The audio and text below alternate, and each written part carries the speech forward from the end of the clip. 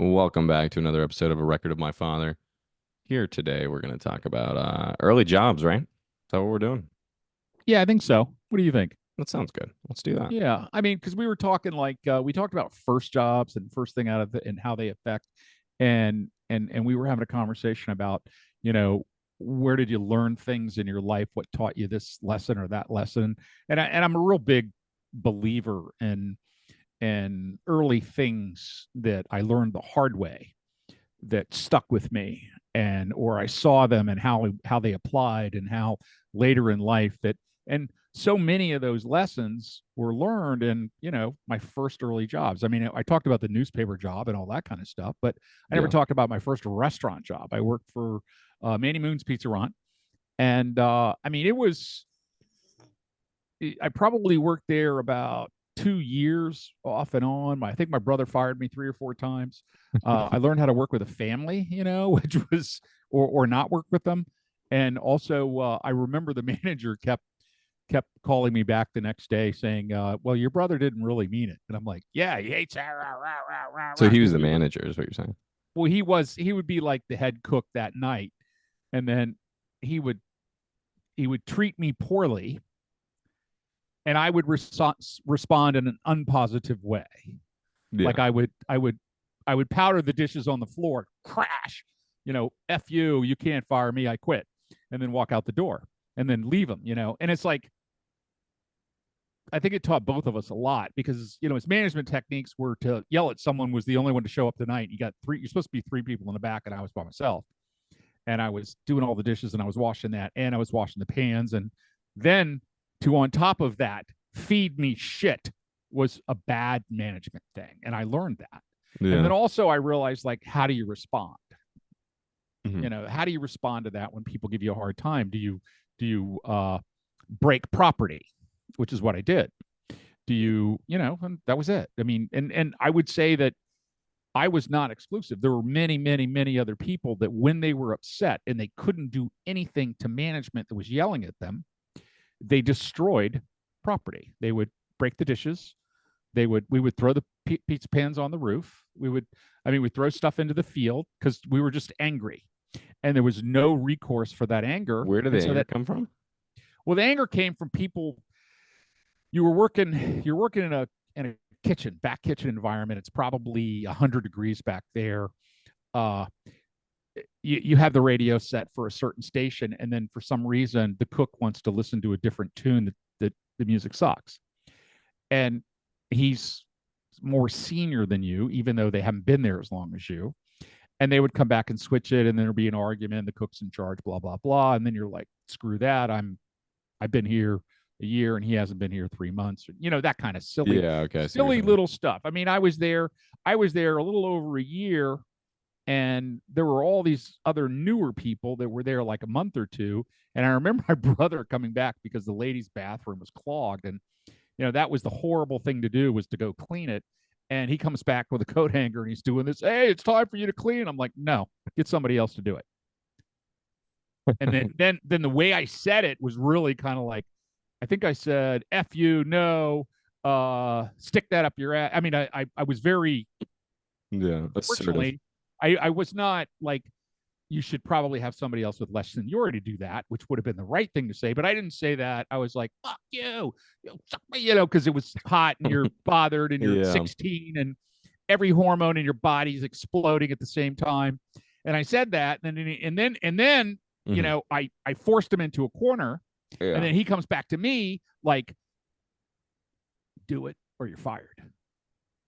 And that was usually the answer to everything. So this is And when that you were was like, 16. Is that about? yeah, and this doesn't, that management doesn't work for a lot of people. It may work for people that are missing the spine, Hmm. but for me, it's like I just stuck my face right in his face and said, "Fuck you, Oh wow. you can't fire me because I just quit," and I walk out the door. And Sounds then like he's a standing movie. there with his great management tactic. He's lost his best person, Yeah. and he's screwed on a Friday night. And it's like, oh my God, now I got two people to close on the busiest night of the week, What did you and the do? ladies service clogged. What? Were you And I just walk home. It's like 2 and a half miles, and my anger would settle by the time I got home. Yeah. Were you making the pizzas or were you? No, my brother was he was the one that cooked, and he was the one that made the pizzas. He So could you were do cashier or something? No, I was the guy that washed all the pots, all the pizza pans, cleaned all the dishes. I mean, Okay. prepped the cheese. The prep cook, That's I a guess, big thing. we did the prepping. I made the meat sauce. I made the pizza sauce. I made meatballs. Made lasagna. I mean, those are the different dishes that were homemade, truly made there. There Mhm. was ravioli in a can. I remember somebody came up and was like, "Yeah, I would like some of that homemade ravioli." And my my brother holds up the can and goes, "Yeah, I'm going to give you some of this homemade ravioli." And the guy just laughed. I mean, you're paying $4.95 for ravioli. Come on. Oh yeah, It ain't homemade. The lasagna we made right there. I mean, a lot of the stuff we made right there. And we had a better cook, Pasquale, owns a restaurant here in McLean now. Oh wow. And he was like when they started making manicotti and all these other like veal dishes that were a lot more. And he went to Maryland, I think, culinary school, so he knew a lot about actual cooking. Whereas, we were just speed, quality, make it consistently with good recipes, Yeah, good ingredients, and that made it better. it's important. And it's and also, I mean, I learned a lot about management. I learned how to deal with people, because you had the bus girls because they did something different. You had the waitresses, and there was like a whole hierarchy, a pecking order there, like who was in charge of what and who could tell you what to do and how you could tell them to F off and they could tell, and it's like, if you got people on the same level that get an argument, it's looking back, it's silly. If your brother was the manager, what age was he? That would have made him 18. Probably 18, 19. 18, gotcha. Well, if he's 16, if I was 16, then he was 20. When I started there, I was like 14 or 14 and a half, 15. Gotcha. So I was probably 15 to 16 and a half, because they paid me below minimum wage. They always did. Restaurants were real that way. They would give you a 25-cent meal ticket every hour, and that way they could pay you below what the going rate was. But you wanted it. I mean, I also wanted a job working, so I got an idea. And I worked there. I worked at Chesapeake Bay Seafood House, worked there for a really short stint. I know where that is, yeah. Senior in high school. We went there after our senior pictures, and we sat there and drank beer in the afternoon. And I was 17. Oh, we were all like 17. I remember there was like four of us. Peter was I, and I. The night manager, of course, comes in, sees us there, goes, "Those guys ain't 18." Fires the waitress, which was horrible. Fires us. We leave. We say we would, can we get her job back? And he's like, "No, she screwed up, blah, blah, blah, blah, blah." We left. We never thought that we could have just said, "Well, we're just going to call the police and have your liquor license ripped." We weren't smart enough to do that. But that was one of those bad lessons that I learned. That was a horrible place to work.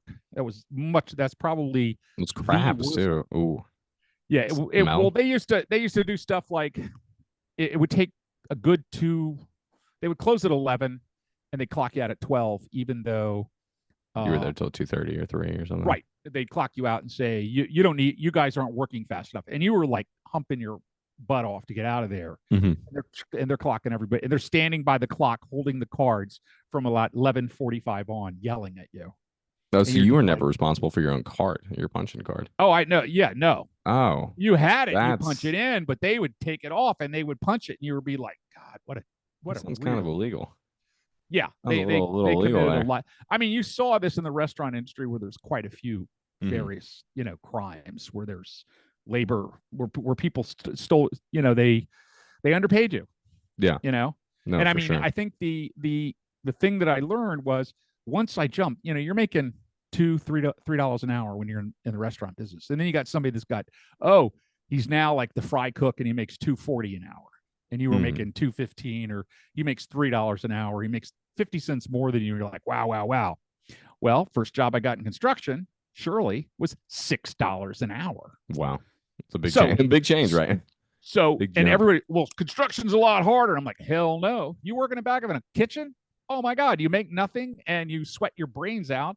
You work your ass off. I mean, I guess you could sneak around and do less, but and you're working in filth, and it's like, what's the difference between that and construction? Construction to me was double the pay for maybe a little bit harder. It's harder physically to You're do. outside. I mean, that's a Yeah, big thing. you're right? outside and you're moving and all that, and the crew's the same. It's just they're dirtier, grubbier, and a little older, Mhm. you know.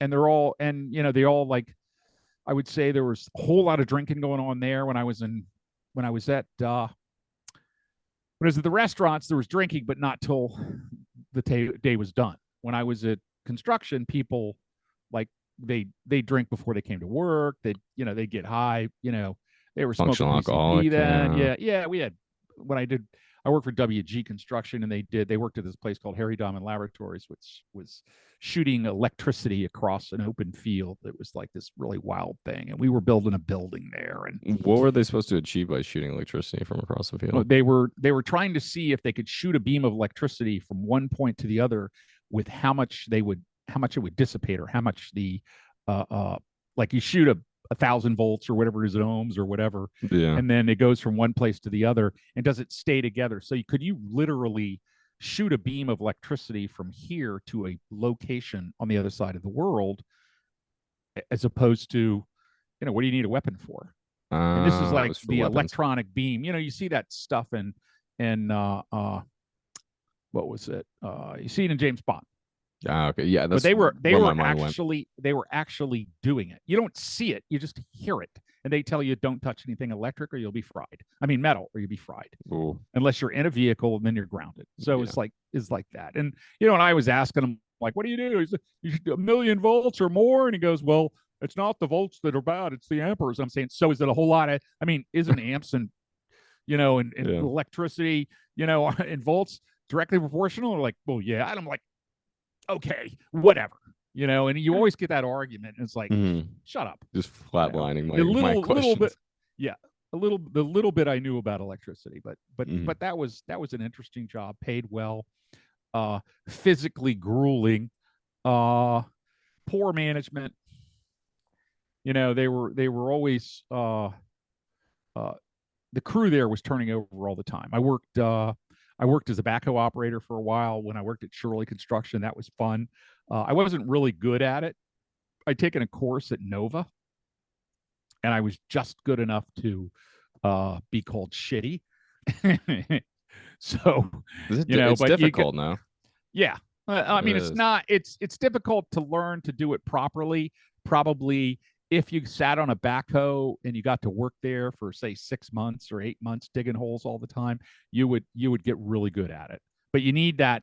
You need time to practice, and you need the opportunity. There was a guy there that, I remember when I went to another place, when I worked asphalt, the one guy said, I could shave you. I've seen people that like can balance a quarter and flip it on Yeah. the end of it. I don't know. Yeah. That's ridiculous. But that reminds me too of grandpa. He was a crane operator, and I Oh, always yeah. thought operating cranes was something that's Oh, God. scary, because what do you have, like a 1-ton cable that comes Yeah. down from like 5 stories? And you're moving 6 it stories? 6, on I a don't know, 5, T 6 stories. Yeah. around. Yeah, he worked at Exactly. Dulles. He helped put up Dulles. Yeah, he built Dulles Airport all by And himself. my uncle, Mhm. he's dead now. He did Thanks for clarifying. yeah, Appreciate the Blue Ridge clarification. I Parkway. was Blue wondering. Ridge Parkway. He Oh, and okay. he ran, and when he started, it was a steam shovel. He did in the old timey big giant things. And I remember I went there and saw him when I was a kid in the 60s, and he was moving boulders off. And he said, we'd come out to the job site, Mhm. and we would see mountain lions. They'd be in our camp. I You know, don't know about. I'd be a little scared. well, no, think about, this is done in the 60s. That was just all wild land. That was Yeah. mountainous, and there was nothing there. And they put a road through the middle of it. It's a Skyline beautiful Drive. road, Yeah. but it totally disturbed all of the wildlife there. Mhm. With all the heavy equipment to build all that stuff. For the And sake while of it's American beautiful- ingenuity, yeah. Yeah, it's beautiful and everything, but it that. Mhm. Then I think about, like, all my management techniques. Did I ever tell the story about the asphalt when we were? I don't think so. Oh, that's the I don't think funny we one. did that one yet. Oh, it's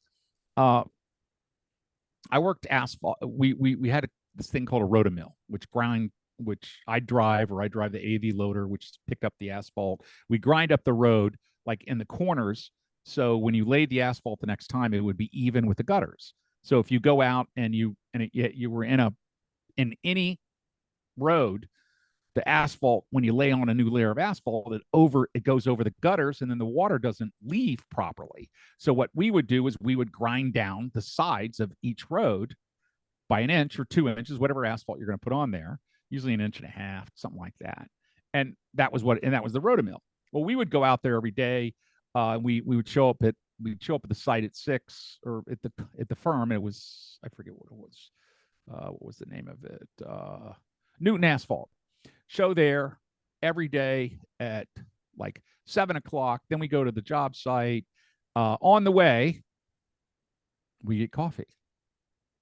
We'd stop at 7-Eleven, and everybody'd run in and we get coffee. Mhm. And we do this every day.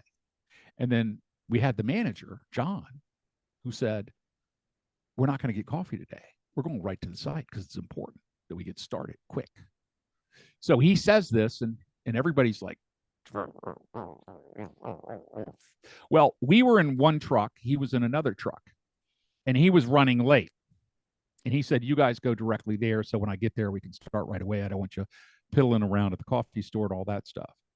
So we go to the site, and one of the guys jumps out of the truck, runs over to the Rotomill, pulls the distributor cap off, pulls the rotor, which is what connects the electricity to the thing to actually make the engine run, puts the cap back on, and turns around and throws the rotor as far as he can, which is to the edge of the parking lot, and bounces and all that. And then we go back, and I didn't know what he did because I didn't know anything about cars at the time, about vehicles or engines or anything. And it comes over. John gets to the site, tries to start it up, nothing works. So we're down. And he's looking at everything, and no one can figure out what's wrong with it. And we're sitting over there like, whatever. So then he calls maintenance. Maintenance sends the truck out. Mechanic comes out to the site to see what we're doing and see what the problem is because the machine's broken. So John sends us to the store to get coffee. So we go to the store and we get our coffee, and we come back, and it's like an hour and a half because we're way the hell out there. And the mechanic's always going from site to site to site, picking up and cleaning stuff. Mechanic pulls in his truck, jumps out, walks over, looks at the engine from the side, doesn't even open anything, doesn't touch anything, doesn't do anything. And he just turns around. He does like a 360 and starts doing this left-right look in the parking lot. And he looks like this, and he's standing, and he looks over here, and he walks off to the corner, and he starts walking around the edge of the parking lot. And about 30 yards of walking, he stops. He sees the rotor. He picks it up. He walks right to the engine. He pops the distributor. He puts it in. He puts it back on. He hits the start button. He turns around. He looks at John. He says, you better fucking stop for coffee. And he just yells at him. And we were like, Oh, well. Did he get fired or no? No. But it wasn't his fault. Oh, this was the guy that came in. Okay, sorry. Yeah, this was the manager guy that wouldn't let us get coffee, and it was the line guy that threw it. Mhm. And he yells But he knew at the why manager that was because happening. he knew why. Because he'd been a mechanic for 25 years for that firm for Newton, so he knew what line guys do Why when they you did piss that. them off. Because when you're pissed off, what are you going to do? You're going to beat up John? No. You're going to damage the equipment that's going to slow down the job so you get a break. That's what people do. And you can say that's wrong all you want, but that don't change the fact that that's what people do. If you don't give me a way to vent myself, I'll figure one out. And what does that mean? They made their own HR department, Yeah, but when I saw that, that to me was like this major management lesson that said, like, wow, that's really wild. That guy knows, and he knew. It was so weird to watch him get out of his truck and walk over, and he had a snooty look on his face when he walked in, and he was a friendly guy, and he just looked mad because he already knew what was happening. And just and it was just so cool to watch it take place. And it's like, he knew that somebody pulled something there and turned around and didn't even like step around the side or anything and just threw it in one of these three directions because he was like, would they throw it left, right, if they're right-handed, or because it was so weird the way he just scanned it like that. He just like looked around the perimeter of this huge parking lot and then just started walking in a semicircle and boom, finds it. And you're just like, my gosh. And it was just sort of like, it was just an amazing little thing. But anyway, No, no. But I've seen that. I've seen that over and over and over when people get angry. I mean, when we were supposed to get paid WG. We were supposed to, what was it? We were working there as laborers. And I worked every summer, and I would leave on a Friday and I would start school on a Monday. I would actually take my mother would loan me her car, or I had my car at that time. I would rent a U-Haul. I would load up my bed and a few other things, and I would drive to Norfolk that Friday night. I would look for housing on Saturday. I would try to find housing on Saturday or Sunday, and then I would move in Monday morning because usually my classes were afternoon classes. So you would move every weekend? Is that what you're saying? No, I would move from Northern Virginia, where I lived at home, to work, to go back to school over the weekend, and then I would start school on Monday. Or it's usually like Wednesday. But you would do this every weekend? No, I would do it once a year when the job was over. I was like, what do you? Oh, when it was over. The way you were saying it, the way you were explaining, when the summer job was coming to an end, and the reason I was saying this is because I had to work the 20 weeks or 18 weeks to get enough money to survive. There's the explanation. And he whacked us like 3 weeks early. Why is that? And he didn't. And it was sort of like, you're not working fast enough. And you're like, what do you mean? You never even told us anything. Seems like a common thread. Yeah, seems like a common thread they're mentioning that. Well, the thing is that they had a contract with the government that if they had too much worker turnover, that they got extensions on the job. Oh, it's always something. So it wasn't the worker. So that's why he kept hiring people. And I kept wondering why he just kept firing people. Like, he would bring in new work crews all the time, and they would last 6 to 8 weeks, and then you get rid of them for whatever reason. And then they would get shitty. Well, he did that to us. We took everything that we could possibly find, and we buried it under the pier pad that was being laid the next day. Like the concrete where it's poured to make a pad. And the transit, I mean, freaking everything.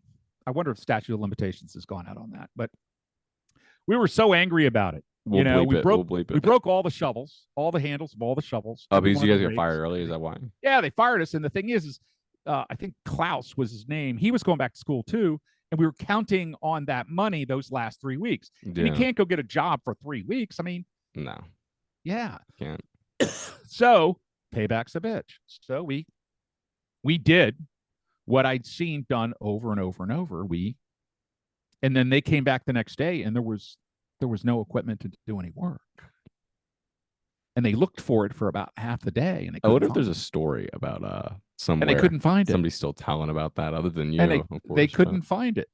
Gosh. There's got to be a story in that. Yeah.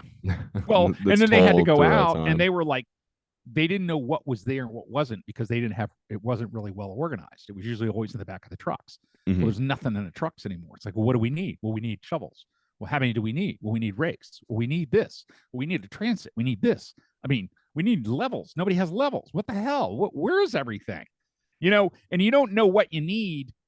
Well, I mean, it's like every homeowner that goes to do a little project, and they start and they're like, oh, I need a hammer, a nail, and a drill. And it's like, well, I need these screws. Well, I need drill bits. Well, and each time you need something else. And that's what they were finding out. It was a couple days, because I had somebody that was still working there that was laughing, because he said, yeah, we pretty much got the day off. We kind of screwed off the whole day doing nothing, looking around for stuff that you guys buried.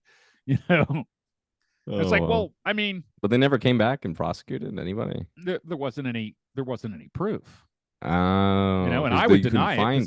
This is just a story. So yeah, it is just a story. I didn't I mean, we all do things, but it was like it was another one of those things that you learn from you see what happens when senior management comes to you, and that taught me when I started companies to treat the people at the bottom as good or better as the people that I treated across the desk for me. Always, Mhm.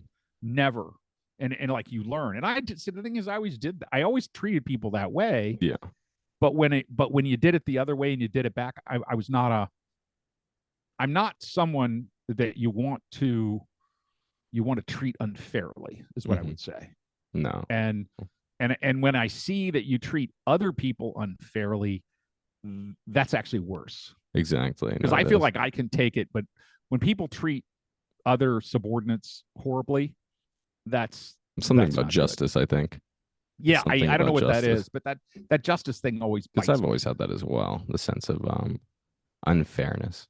I think Well, that what did you? I mean, what was your job? my job. Well, it's Yeah, funny because I don't think you were ever a teenager. If you didn't work at a pizza place, I worked at a pizza place when I was 18, 19. yeah, Called It's a small pizza joint. It's called Papa John's. If you've ever, yeah.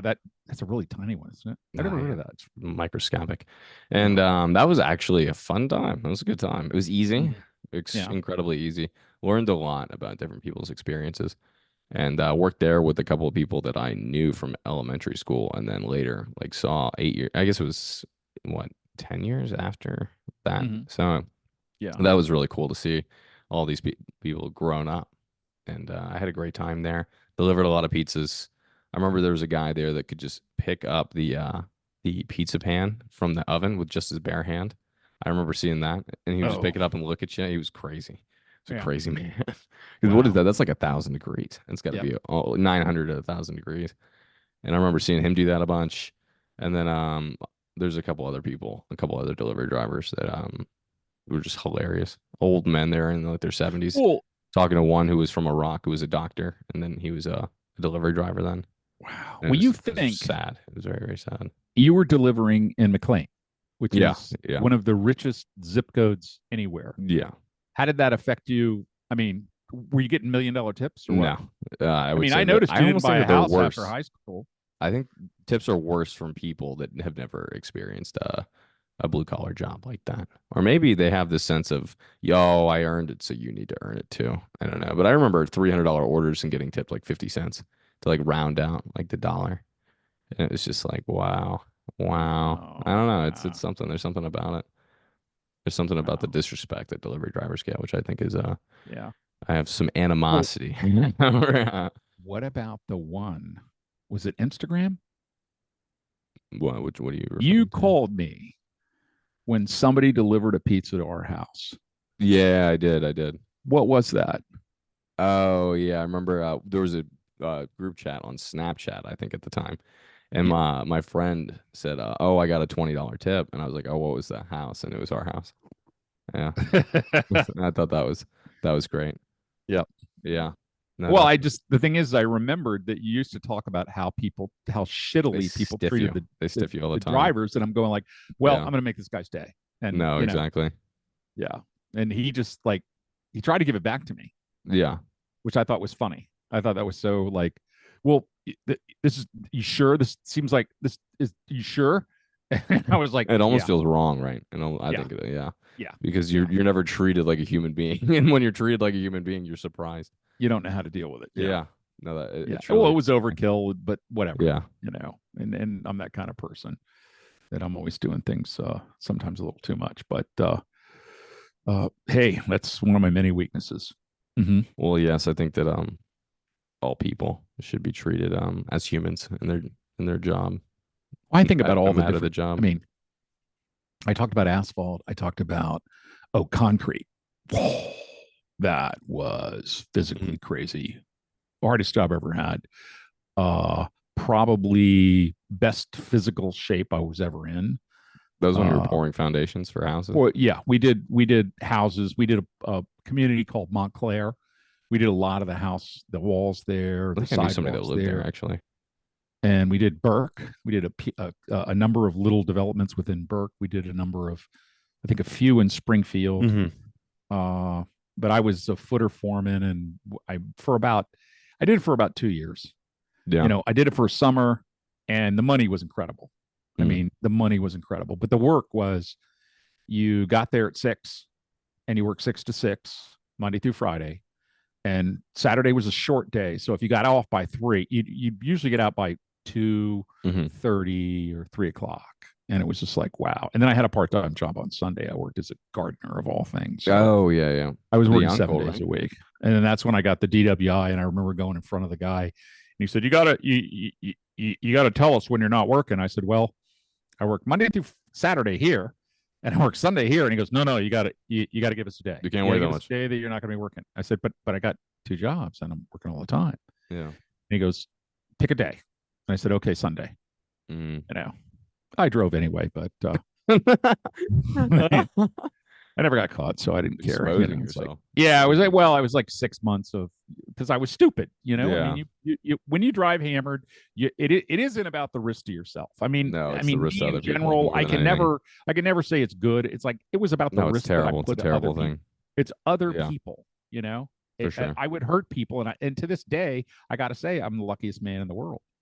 Mhm. I mean, we should do an episode on the stupid things that you do when you're hammered. That might be next episode. That sounds like I a good mean, idea. that's a little revealing and a little scary. And I mean, the stories, the Georgetown Bridge story, the phone Yeah. booth story, oh my God, they go on and on and We'll on. censor some of those stories. The Definitely. story I did before I went out, I did my SATs. I mean, before then, the night before, oh my gosh. I Mhm. remember I was trying to put my keys into the dash and I was banging them on the dash and they were the keyhole was on the Oh, column of the God. thing. Yeah. And a buddy walks up and goes, you can't drive. And I was like, "Huh?" And then he goes, move over. And he moved over and he drove me home. Saved your life, yeah. I mean, he drove me home and it was like 20 miles. He drove me to my house, but he That's needed a far. ride. But then he ended up Mhm. walking from my house to his house and he put the keys on the thing. So the next morning at like 7 o'clock, because I had to go I was taking SATs because I wanted to get in school and I busted 1,000. So How? Wow, crazy- that's shocking. I in was itself. I was just like the most hungover rat, and Oh, I still gosh. busted 1,000. And this is what Might have helped. You never know. jobs. Yeah. Well, on But that anyway. note, I think that we're gonna close out here. Yeah, We're coming up on our time. Yeah. And as always, thank you for listening. And I hope that you've been enjoying our consistency this year, more so than last. We're getting better. We're getting better at it, I think. And hopefully my mic didn't go out here. My headphones went quiet, but it might have gone to my computer microphone. Let's hope not. But otherwise, do you have any final words to say to close us out here? I would say leave comments, and Zach will give you $5 via Venmo. $5 per comment, and that's with a maximum of 2, 3, 5, 5. 5. We'll do One per 5. person. One per person. All right, everybody. We're gonna pay for it, man. We'll see you next week on A Record of My Father. And we've invited Joe Rogan, but he doesn't seem to want to show up. One day he will. Yeah, he